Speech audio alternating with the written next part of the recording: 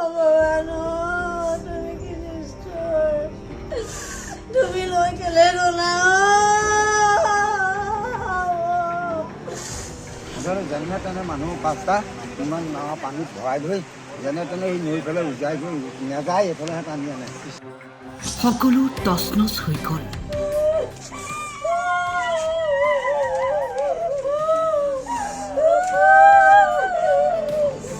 নদীৰ বুকুত জাহ গ'ল সকলো। দেউতাটো আছা নাই বুলি মই চিঞৰ বাখৰ কৰিছোঁ।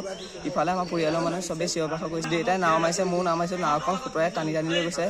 কেনেবাকৈহে বাচি আহিছোঁ জীৱনটো। মৰিম বুলিয়ে ভাবিছিলোঁ সেইদিনা। নাও এখন আছিলে বান্ধি থোৱা, নাওখন তলেদি সোমোৱাই লৈ গুচি গ'ল।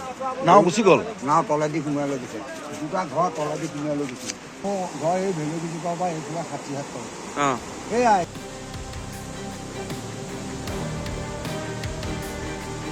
বানত সৰ্বস্বান্ত হোৱা বৰ্ণাঢ্যৰ আৰ্তনাদ। ভগৱান তুমি কি নিষ্ঠুৰ তুমি লৈ কেলে গ'লা কি পৰিস্থিতিৰ মাজত আছে এইসকল লোক এবাৰ ভাবি চাওক। নিজৰ ঘৰটোলৈ মনত পেলাই কান্দিছে। নতুনকৈ সাজিছিল সেই ঘৰটো, এৰাতিও কটাব নাপালে। নিজৰ ঘৰটো বনাই থাকিবলৈ নিদিলে ভগৱান নিজৰ ঘৰটো ৰাতিও থাকিবলৈ নাপালোঁ হৈছিলে চাৰ্টিফিকেটৰ পৰা ধৰি লওক মোক কাপোৰ কানি ধৰিলে একো বস্তু উলিয়াব নোৱাৰিলোঁ। মই 3 টকা ড্ৰেছ লৈ নিজৰ প্ৰাণ বচাই আহিছোঁ। ঘৰত বহাৰ লগে লগে মানে ৰাস্তাটোৰ পৰা পানী বুবনি উঠি আছিলে। বুবনি মানে ইটো ৰাস্তা ভিতৰৰ ৰাস্তালৈ সোমাই আছিলে অকণমান অকণমানকৈ। ৰাতিপুৱা সময়ৰ পৰা সোমাই আছিলে, কিন্তু কোনো মানুহে তাত ইমান গুৰুত্ব নিদিলে, একো নহয় বুলি ক'লে। তাৰপিছত মই দেউতাক ক'লোঁ, দেউতা চাবিচোন বুবনি উঠিছে, কিবা হ'ব পাৰে, ৰাস্তাটো ভাগিব পাৰে। দেউতাই একো নহয় বুলি কৈ আমাক ঘৰত থৈ আহিলেগৈ ভয় নোখোৱাকৈ। তাৰপিছত আমি ঘৰত থাকিলোঁ। তাৰপিছত দেউতা ৰাস্তাত আহি পেলাই দেহা ৰাস্তাটো ফাটিলে বুলি ক'লে। তাৰপিছত গৰুকেইটা খুলি পেলাই দেউতা যাবলৈ নাপালে, গোটেইখন মানে খহি গুচি গ'ল ৰাস্তাটো। দেউতা যেনে তেনেহে বাচি আহিছে। তাৰপিছত মই দেউতাক কৈছোঁ, দেউতাটো আছা নাই বুলি মই চিঞৰ বাখৰ কৰিছোঁ। ইফালে আমাৰ পৰিয়ালৰ মানুহে চবেই চিঞৰ বাখৰ কৰিছে। তাৰপিছত আমাৰ পিছফালে নাৱে নিবলৈ আহিছে। এখন নাৱতে 5জন মানুহ যাবলৈ আহিছোঁ। তাৰপিছত দেউতাই নাও মাৰিছে, মোৰ নাও মাৰিছোঁ, নাওখন সোঁতৰাই টানি টানি লৈ গৈছে। কেনেবাকৈহে বাচি আহিছোঁ জীৱনটো। মাজুলীৰ এই লোকজনে 5জনীয়া পৰিয়ালটোৰ জীৱন কোনোমতে ৰক্ষা কৰিবলৈ সক্ষম হয়। নিমিষতে 3টা পৰিয়ালৰ ঘৰ উটুৱাই লৈ গ'ল মানে।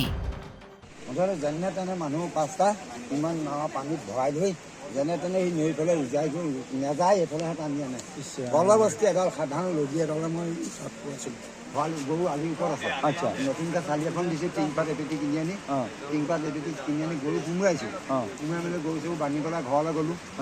সোনকালে যেনি থ'বলৈ লোৱাটোৰ সৈতে পানী লৈ গৈছে, আনামুদা হৈছে আৰু তেনেকুৱা থৈ পেলাই আহিছোঁ। ঘৰত সোমাই যোৱা চালানীটো ডাঙৰকৈ একদম বৰ মস্তকৈ কুঁৱাটো ধৰে হৰকৈ পানীটো তললৈ সোমাই দিছে। তেতিয়া মই লৰালৰিকৈ দৌৰি আহিছোঁ। মানুহ তিনিআলিলৈকে মানুহ বিচাৰি দৌৰি আহিছোঁ। নাও এখন আছিলে বান্ধি থোৱা, নাওখন তলেদি সোমোৱাই লৈ গুচি গ'ল। নাও গুচি গ'ল। নাও তলেদি সোমোৱাই লৈ গৈছে, দুটা ঘৰ তলেদি সোমোৱাই লৈ গৈছে। প্ৰথম ৰাস্তাটো ছিগি যোৱা নাই, তলটো কাল ভাড়া লেখীয়া হৈ গৈছে। হেৰিয়ৰ তলেদিয়ে গৈছে মানে। তলেদি গুচি গ'ল। এখন মোৰ 22 চকীয়া নাও তলেদি গৈছে চকুৰ আগত।